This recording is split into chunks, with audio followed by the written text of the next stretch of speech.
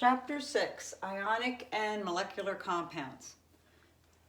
Chapter 5 talks a lot in detail about the electrons. The electrons are located outside of the nucleus in atomic structure. And the electrons are responsible for chemical bonds. In this chapter, we look a little bit more in detail about ionic compounds and a little bit about molecular compounds. Chapter 10 goes into more detail with molecular compounds and the organic chapter as well. But right now we're going to talk about ionic compounds formed from ions. Ions, section 6.1, transfer of electrons. And a little bit of this was also mentioned in chapter 4 videos as well about the term ions.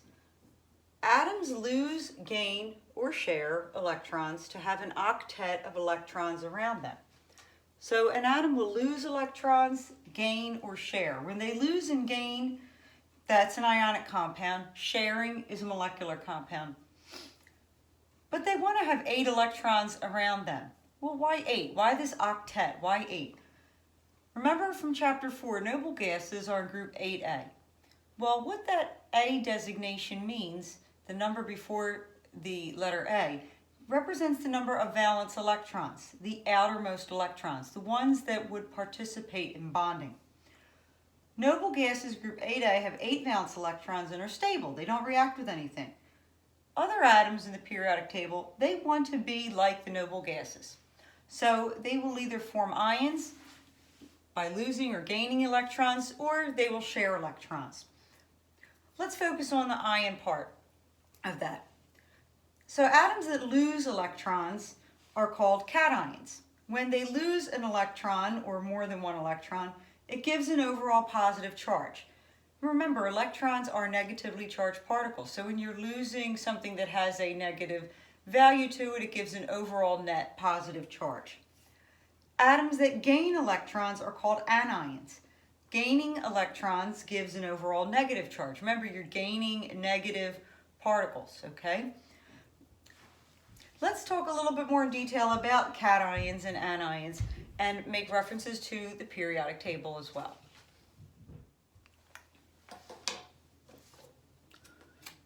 Okay, so the cations, the positive ions, lose electrons.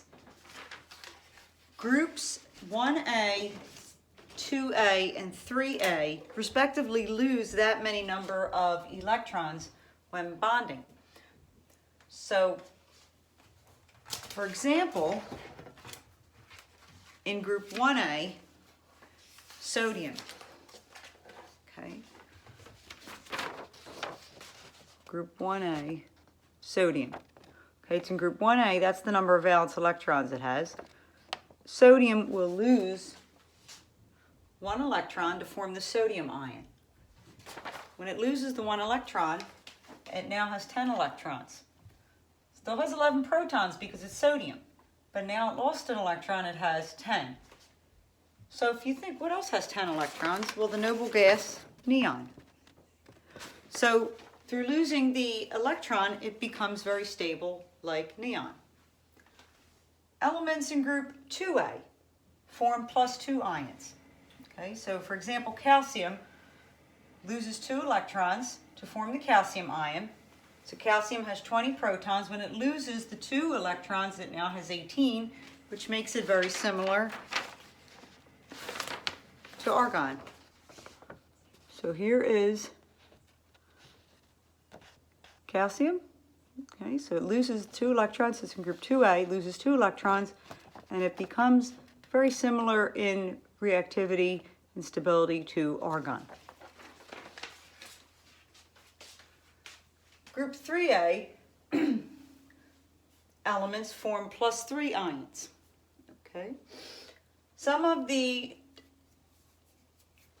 I'm going to hold that thought. Elements in group 3A form +3 ions. For example, the aluminum ion will lose 3 electrons. So it has 13 protons to make it aluminum, but when it loses the 3 electrons, it now has 10, making it very similar to neon with 10 electrons. But the main thing that we want to get from this is that the group number represents the number of the charge that the ion will form. So sodium forms +1, It's in group 1A. Calcium forms +2. It comes from group 2A. Aluminum forms +3. It's in group 3A. Okay, everything else in group 1A forms +1 cation. Everything else in group 2A forms a +2 cation. And pretty much most of everything in group 3A forms a +3 cation as well. Negative ions, anions, gain electrons. Elements in group 5A, 6A, and 7A gain the balance of electrons to have 8. So elements in group 5A are going to gain 3 electrons to have that 8 octet around them. Elements in group 6A will gain 2 electrons to have the octet 8. Your halogens in group 7A will gain 1 electron to have the total overall of 8. So let's look at an example of each. Elements in group 5A, the nitrogen atom forms the nitride ion.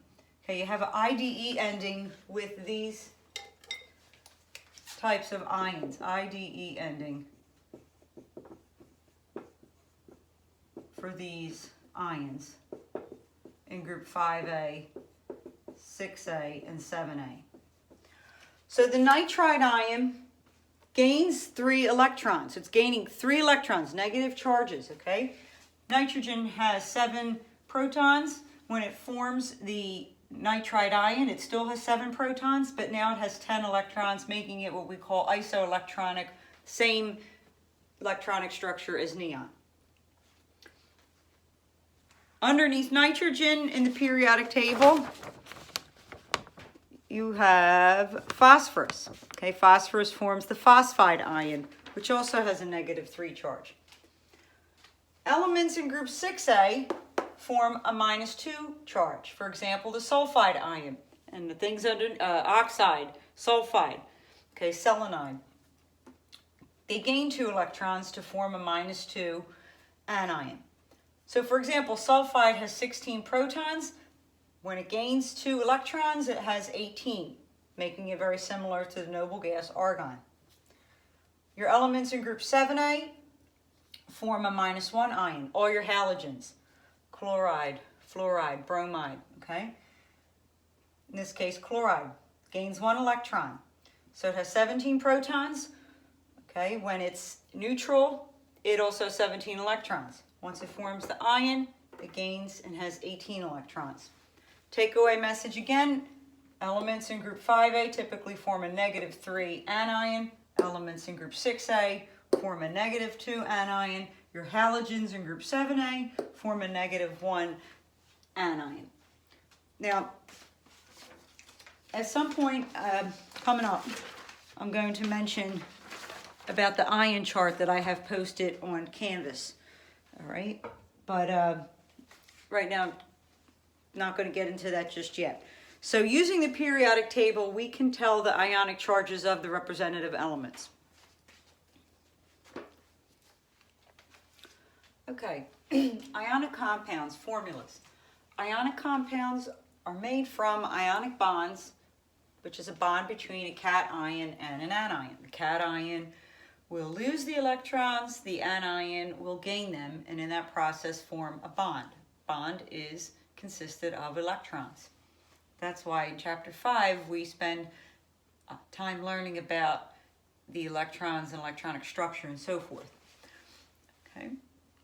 Let's learn how to write formulas for ionic compounds. Some rules. Whatever the value of the cation charge is becomes the subscript of the anion. So when we say value, if it's 2, if it's 3, then that's going to become the subscript of the anion. We're going to see that we don't write the charges. We don't write plus and minus. We just write the number, the value, the absolute value. The value of the anion charge becomes the subscript of the cation. Okay, they're going to swap. Charges that are multiples of each other reduce to lowest terms. So if you have a cation with a +2 and an anion with a -2, that would reduce to 1. Okay? And the subscript of 1 would not explicitly be written. It's understood to be 1 if you have no subscript written. And we do not have pluses or minuses in the final formula. So we're going to do some examples with that. Let's do one right now. All right, so let's write the formula for table salt, NaCl. Okay, so the charge of the cation, the value of the charge of the cation becomes the subscript of the anion. In this case, they're both 1. So the plus and minus go away, and we just have NaCl. We don't write the subscript of 1 in any chemical formula. It's understood to be 1 sodium, 1 chlorine. You say, well, how do you know it's not 0? Well, if it was 0, you wouldn't have the element symbol written there. This only contains sodium and chloride, nothing else. Let's do another formula for an ionic compound using some of the other ions that I had listed just a few moments ago. Calcium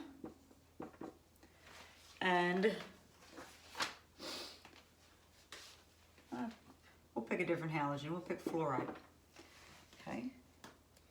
So the 2 from the value of the calcium will come over as the subscript to the fluoride ions, excuse me. The value of 1 comes as the subscript to the calcium ion. So you have CaF2. Okay.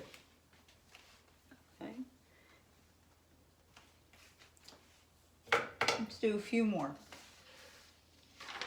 Now we will learn how to name these compounds. Right now it's just writing the formulas, okay? So let's just do a few more before we go on to the next section.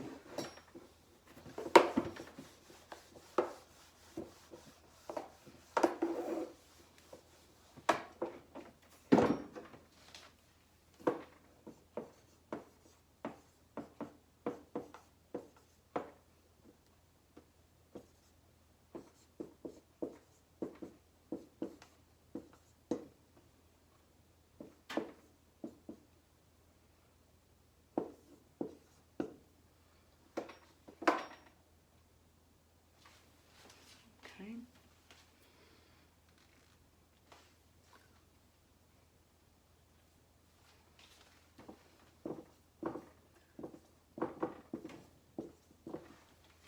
Okay, so let's just write the formulas. We'll learn about naming them in a little bit. We have a bond, a compound forming from these 2 ions. The value of 2 becomes the subscript here. The value of 3 becomes the subscript there.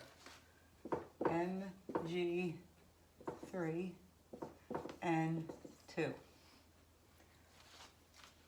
For here we have 3's that are multiples of each other.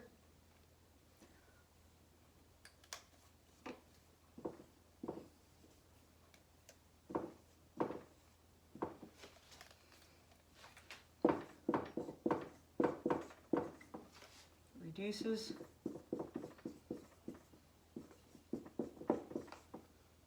Okay.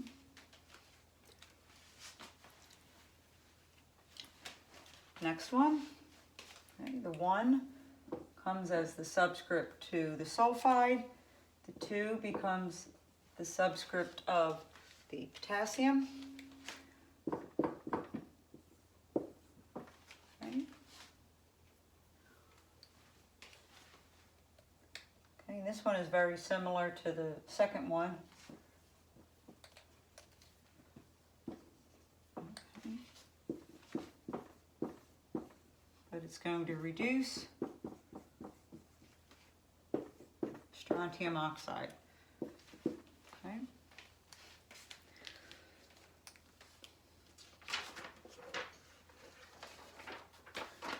So when we write the formulas, we always have the cation first and the anion second in the formula. When we name these compounds, we name them according to the ions. The cation name comes first, the anion name comes second.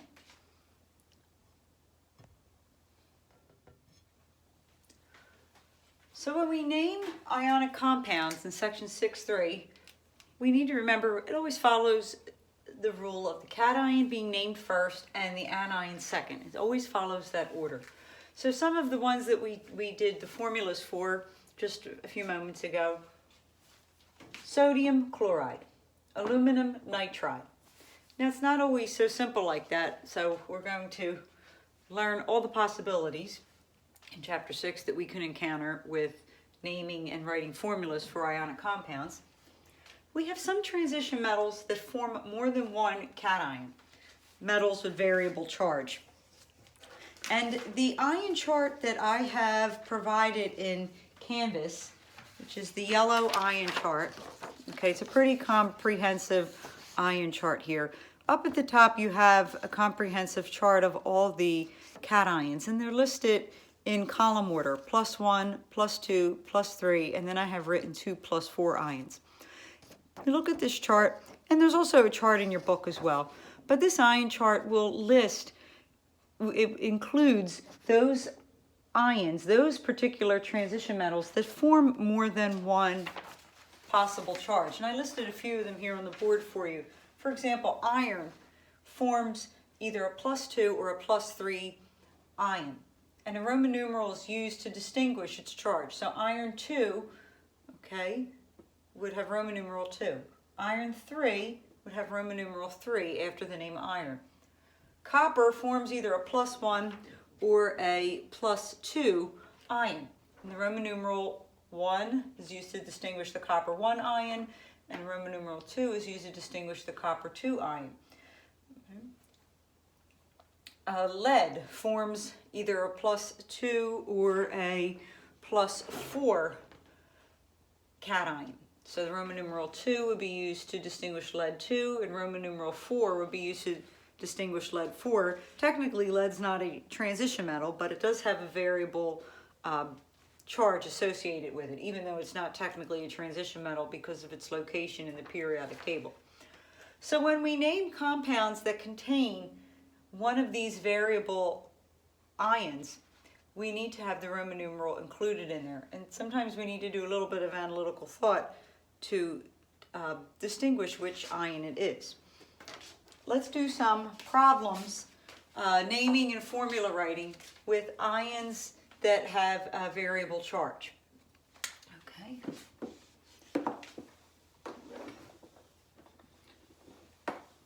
So while we're doing some of these examples, you can, if you have the yellow ion chart handy, or you have your textbook handy, the textbook, page 176, table 6.5, or the ion chart. Okay, you could have, if you have this printed out already or easily accessible on your device, or if you have a textbook out in front of you. Okay, we're going to do some with that. It's table 6.5 in the textbook for those that have the textbook in front of them while they're looking at this video.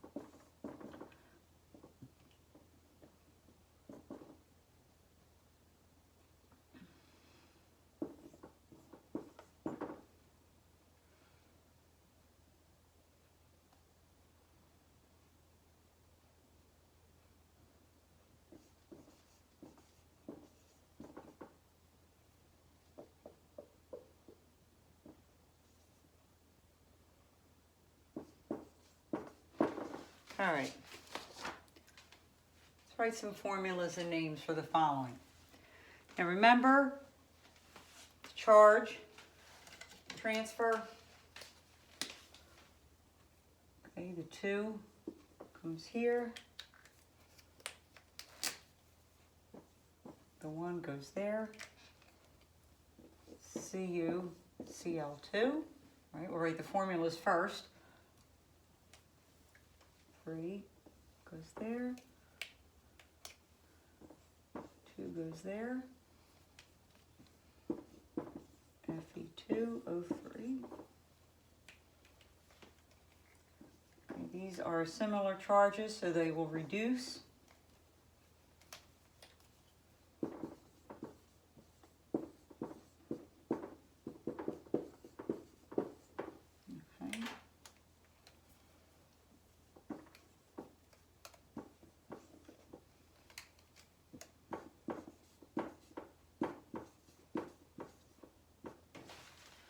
Okay, now let's name them. Now I threw in here some that have a variable charge and some that do not. You only use the Roman numeral when you have a cation that has a variable charge. If it's a cation that is always that charge, you do not use the Roman numeral. So let's look over here. Copper 2 and chloride.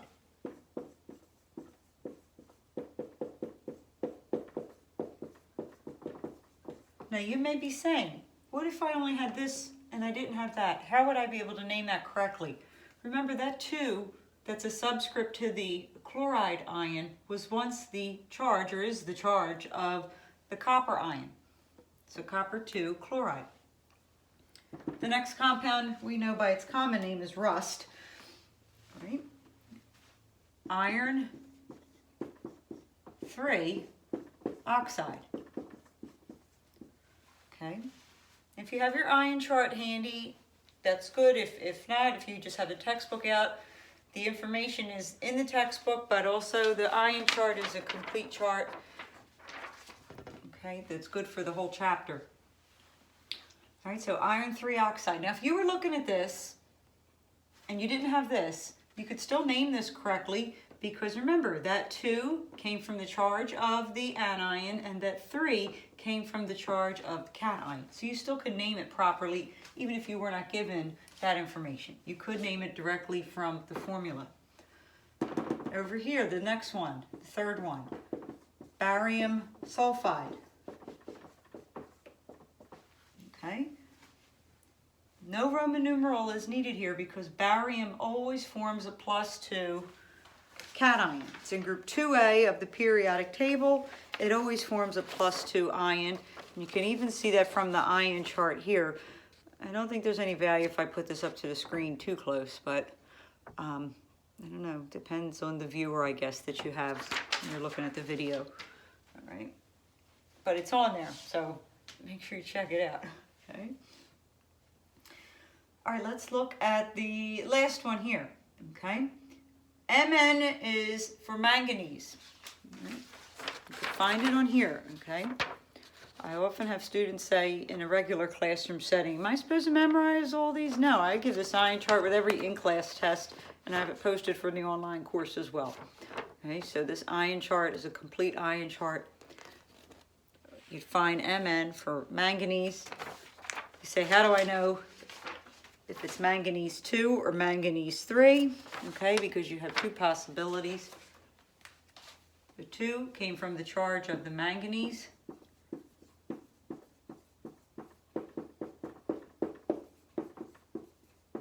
Manganese 2 bromide.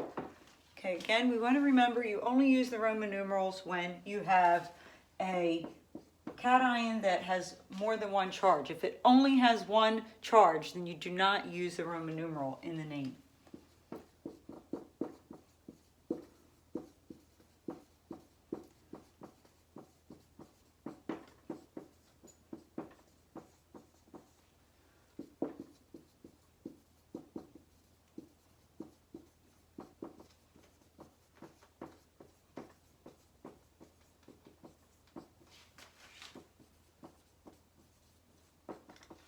Okay.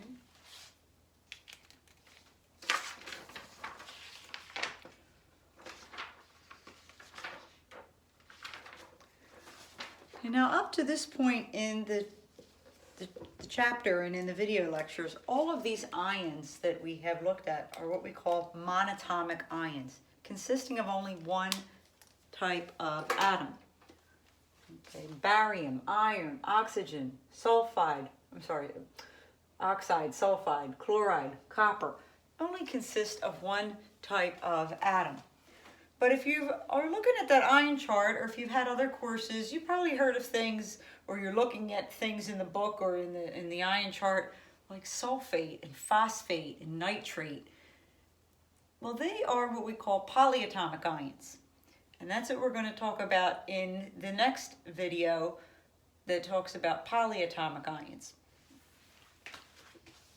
And we will learn to name compounds that contain polyatomic ions, and we will learn to write formulas for compounds containing polyatomic ions.